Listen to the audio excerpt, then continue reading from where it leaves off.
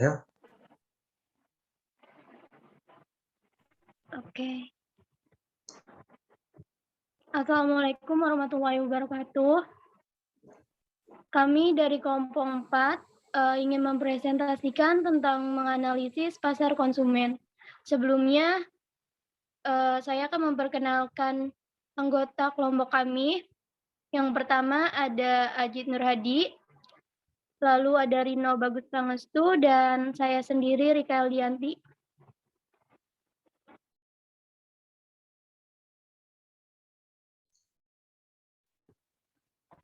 Untuk slide pertama akan dibacakan oleh Mas Rino.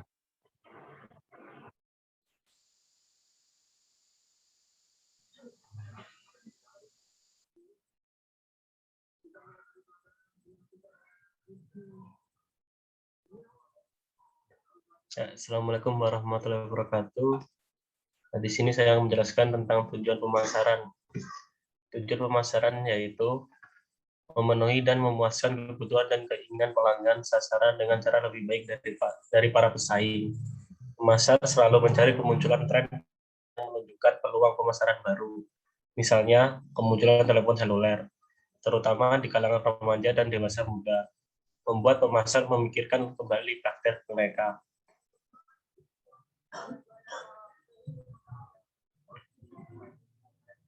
Di slide selanjutnya ini adalah proses keputusan pembelian.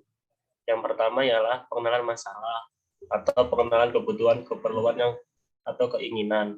Kedua, pencarian informasi tentang suatu barang yang akan dibeli. Ketiga, evaluasi alternatif. Keempat, keputusan membeli. Dan terakhir, perilaku pasca pembelian.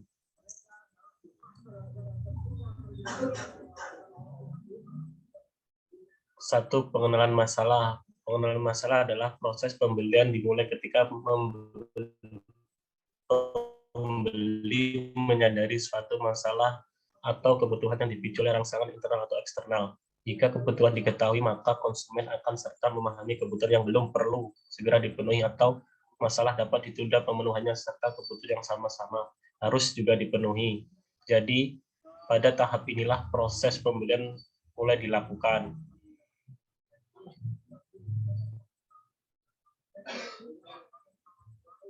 Kedua, pencarian informasi. Pencarian informasi adalah tahap proses pengambilan keputusan pembeli di mana konsumen telah tertarik untuk mencari lebih banyak informasi konsumen, mungkin hanya meningkatkan perhatian atau mungkin aktif mencari informasi.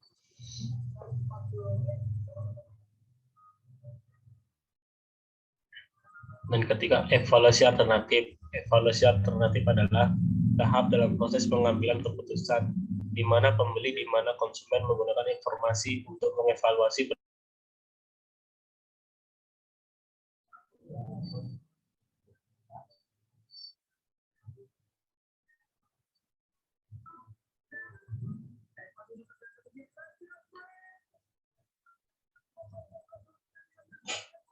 keputusan pembelian. Keputusan pembelian adalah kegiatan individu yang secara langsung terlibat dalam pengambilan keputusan untuk melakukan pembelian terhadap produk yang ditawarkan oleh penjual.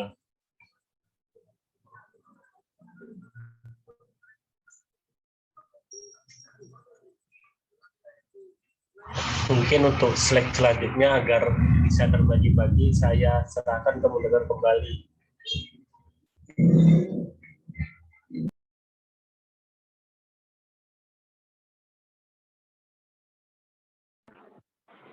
Selanjutnya yang kelima ada perilaku pasca pembeli.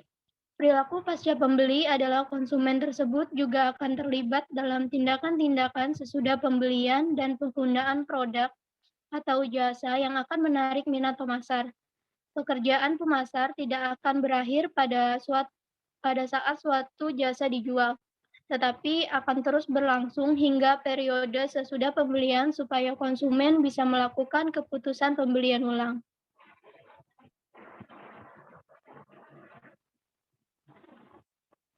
Kemudian ada hal yang mempengaruhi perilaku konsumen.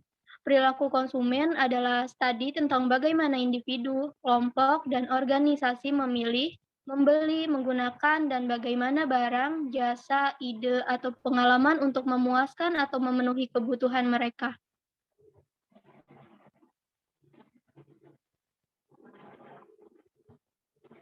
Ada 3 faktor yang mempengaruhi perilaku konsumen. Yang pertama ada faktor budaya, kemudian faktor sosial, dan yang terakhir ada faktor pribadi.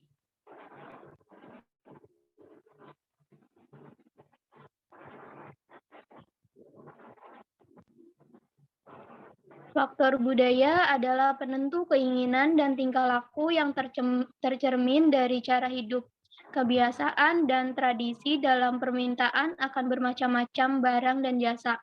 Dalam hal ini, perilaku konsumen yang satunya akan berbeda-beda dengan perilaku konsumen lainnya karena tidak ada homogenitas atau kebudayaan itu sendiri.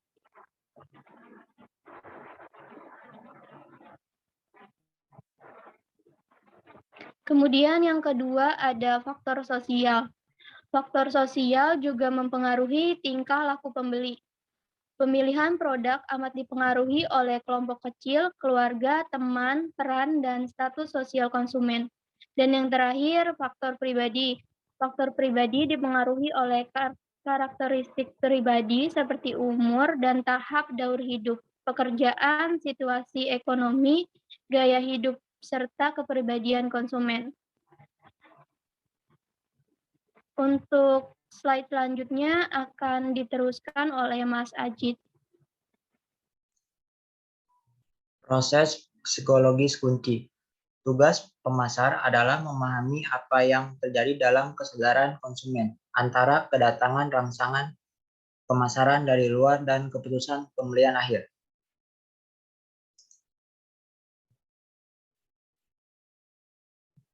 Ada 4 macam proses psikologis kunci: motivasi, persepsi, pembelajaran, dan memori.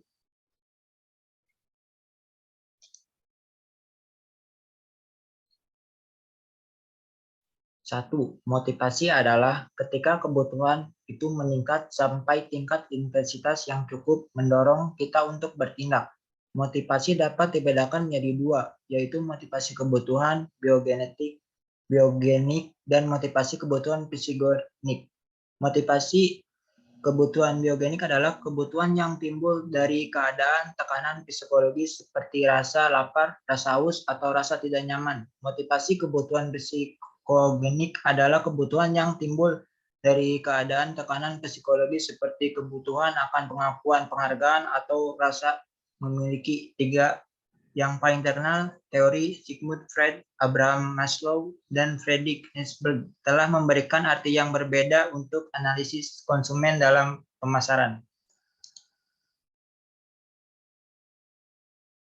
2. Menurut Philip Kotler, persepsi adalah proses di mana kita memilih, mengatur, dan menerjemahkan masukan informasi untuk menciptakan gambar dunia yang berarti kebutuhan fisiologis, kebutuhan keamanan, kebutuhan sosial, kebutuhan penghargaan diri, dan kebutuhan aktualisasi diri. Persepsi atau pengamatan terjadi karena dipengaruhi oleh pengalaman masa lampau dan sikap sekarang dari individu. Poin utamanya adalah bahwa persepsi tidak hanya tergantung pada rangsangan fisik, tetapi juga pada hubungan rangsangan terhadap bidang yang mengelilinginya dan kondisi dalam setiap dari diri konsumen.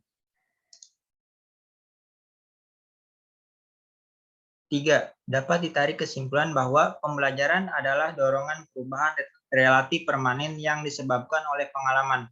Ahli teori pembelajaran percaya bahwa pembelajaran dihasilkan melalui interaksi perangsangan, pertanda, respon, dan penguatan. 4. Memori adalah semua informasi dan pengalaman yang kita hadapi ketika kita menjalani hidup dapat berakhir di memori jangka panjang kita, penyimpanan yang lebih permanen dan pada dasarnya tak terbatas.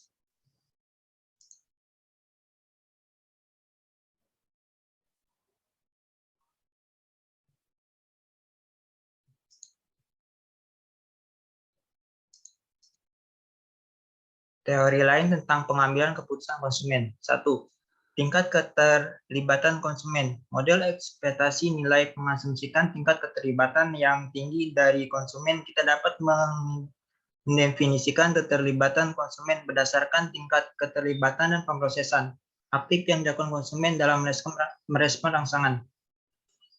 2. Model kemungkinan elaborasi mengasumsikan bahwa sikap dapat dibentuk atau diubah oleh dipengaruhi kemampuannya untuk mempengaruhi pembujuk dan pesan persuasi. Kualitas pembujuk dan pesan dan kualitas akan mengarah pada pembentukan sikap yang diinginkan. Teori lain tentang tiga strategi pemasaran keterlibatan rendah adalah keadaan di mana para konsumen menilai bahwa perilaku pembelian tidak atau sudah dilakukan secara rutin, sehingga mereka hanya sedikit terlibat dalam proses pencairan informasi sebelum mengambil keputusan untuk melakukan pembelian. 4. Perilaku pembelian pencari keragaman. Jenis perilaku pembelian di mana situasi yang ditentukan oleh keterlibatan yang rendah, tetapi anggapan perbedaan merek yang signifikan. Dalam hal ini, konsumen biasanya melakukan perayaan merek karena rasa bosan atau karena ingin mencoba rasa yang berbeda. 5. Heuristik dan bias keputusan. Bias merupakan kecenderungan kesalahan prediksi. Aspek bias merupakan salah satu aspek yang cenderung menghasilkan keputusan yang tidak menjamin ketepatan secara mutlak. Pengambilan keputusan memiliki kemungkinan untuk mengambil keputusan yang salah. Heuristik ketersediaan. Konsumen berdasarkan prediksi mereka berdasarkan kecepatan dan kemudahan di mana satu contoh hasil tertentu muncul di pikiran mereka. Heuristik representatif. Konsumen berdasarkan asumsi mereka atas representatif atau semirip apa suatu hasil dengan contoh lain. Heuristik penjangkaran dan penyesuaian. Konsumen sampai pada penilaian awal dan kemudian menyesuaikan berdasarkan informasi tambahan. 6. Akuntansi mental. Mengacu pada saat konsumen mengkodekan, mengategorikan, dan mengevaluasi hasil finansial pihak secara resmi. Akuntansi mental adalah kecenderungan untuk mengategorikan dana atau item nilai meskipun tidak ada basis logis untuk kategori itu. 7. Menentukan profil proses pembelian pelanggan. Berusaha memahami perilaku pelanggan dalam hubungan dengan produk disebut memetakan sistem konsumsi pelanggan, siklus aktivitas pelanggan, atau skenario pelanggan. Pemasar dapat melakukan untuk kelompok kegiatan seperti mencuci baju, menyiapkan pernikahan, atau membeli mobil.